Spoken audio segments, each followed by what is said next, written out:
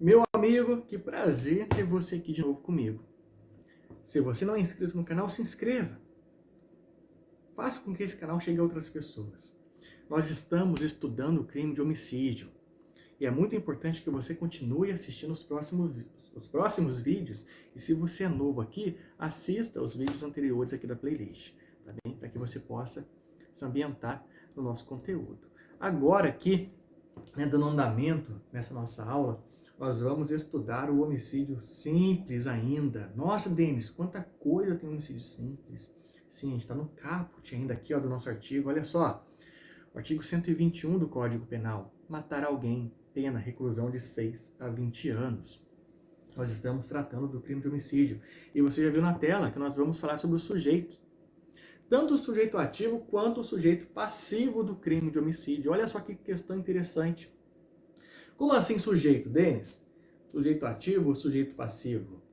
Se você já é estudante, você já sabe do que eu estou falando. Se você está começando a estudar agora, na faculdade ou por conta de algum concurso, eu vou te falar o que significa isso. Sujeito do crime é aquela pessoa que pratica, certo? Atividade. O sujeito ativo, melhor dizendo, é aquela pessoa que pratica atividade delituosa, criminosa. Por exemplo, o artigo 121, matar alguém. Então, sujeito ativo é aquela pessoa que mata outrem, certo? Matou alguém. Sujeito passivo é a vítima. É a pessoa sobre a qual recai aquela conduta do agente. Então, temos duas pessoas. O sujeito ativo, que é a pessoa que mata, e o passivo é a vítima. Olha só, de forma simplória, o conceito aqui de sujeito. Então temos sujeito ativo e sujeito passivo. Mas, porém, legal, o que tem a ver?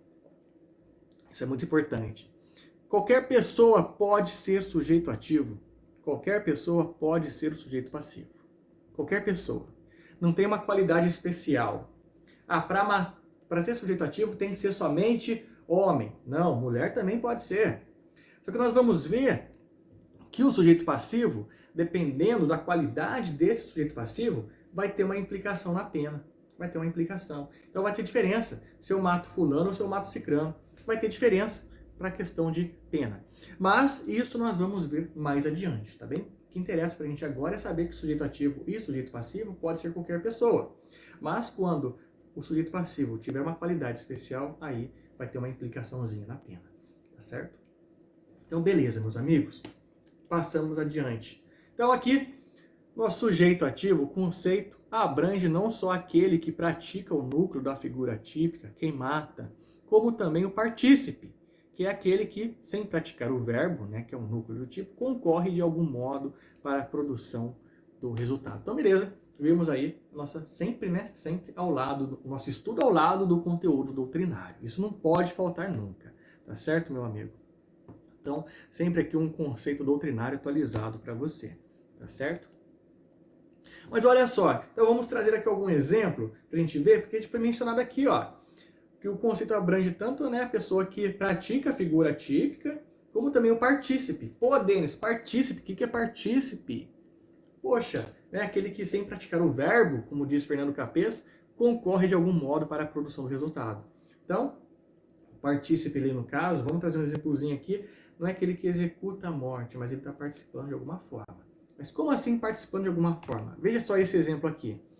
Está ali o fulano conversando ali com o outro, daqui a pouco eles vão começar a discutir e um vai cometer o homicídio contra o outro. E temos ali o rapazinho ali de vigia, olha só, de vigia, porque ele sabe a intenção que um tem para com o outro com relação a ceifar a vida da nossa figurinha aqui. Certo? Então, olha só, será que esse cara que está vigiando, ele está concorrendo para o crime? Olha só, o agente que vigia o local para que os seus comparsas tranquilamente pratiquem o homicídio, nesse caso, sem realizar a conduta principal, ou seja, o verbo núcleo da figura típica, matar, colaborou para que os seus comparsas lograssem a produção do resultado, morte. Certo, meu amigo? Então aqui é a figurinha do partícipe, ele não está ali colocando a mão na massa, mas ele está colaborando. Ele está colaborando. Colaborando para que ninguém venha ali e atrapalhe ali aquele crime que vai ocorrer. Ou para alertar o comparsa, olha, deu zica, vamos correr daqui que está chegando gente aqui. Então, a pessoa vai pensar duas vezes. Então, ele está colaborando. Ele está colaborando. Ele é tão criminoso contra o outro. Tá certo, meu amigo? Olha só que interessante, então. Temos aqui algumas palavrinhas-chave para a gente. Porque tem diferença, a gente não mencionou, dependendo da pessoa que é vítima do homicídio, tem algumas diferenças com relação à pena, tem até algumas diferenças de nomenclatura. Olha só, sujeito passivo no delito de homicídio, quais sejam? Feticídio é a supressão da vida do feto. Parricídio é o filho que mata o pai. Fraticídio, o irmão que mata irmão. Uxoricídio, a morte da mulher pelo cônjuge. Femicídio, morte da mulher independentemente do motivo e das circunstâncias. Feminicídio, homicídio praticado contra a mulher em razão de sua condição do sexo feminino. Olha só quantas nomenclaturas diferentes que a gente aprendeu aqui hoje, nessa manhã, a respeito do homicídio com relação à figura da vítima, certo? Interessante também aqui a gente mencionar, a respeito do crime de homicídio, que ele é um crime comum. Nós falamos ali do sujeito, ativo e passivo, então vamos complementar aqui algumas palavrinhas-chave para fixar o conteúdo. Homicídio é um crime comum. Por que crime comum? Porque pode ser cometido por qualquer pessoa. Olha só como está aqui na tela. Então, por isso, a lei não exige nenhum requisito especial para o crime de homicídio. Não precisa de nenhum requisito especial. Não se trata de crime próprio que exige legitimidade ativa especial.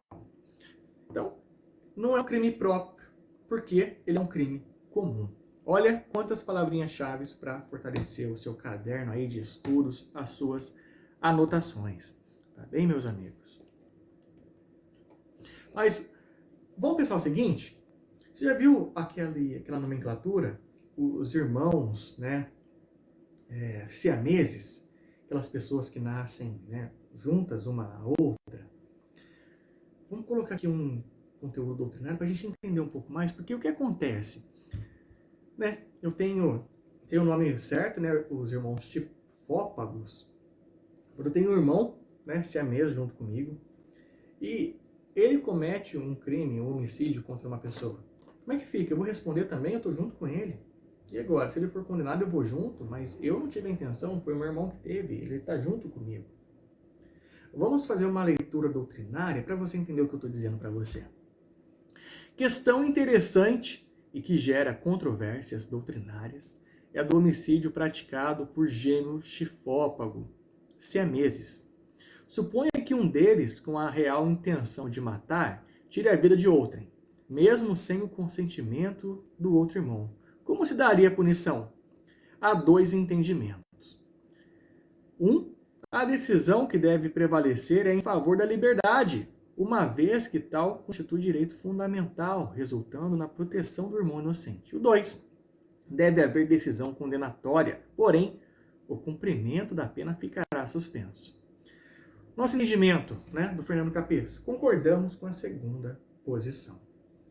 Meu amigo, minha amiga, olha que questão interessante.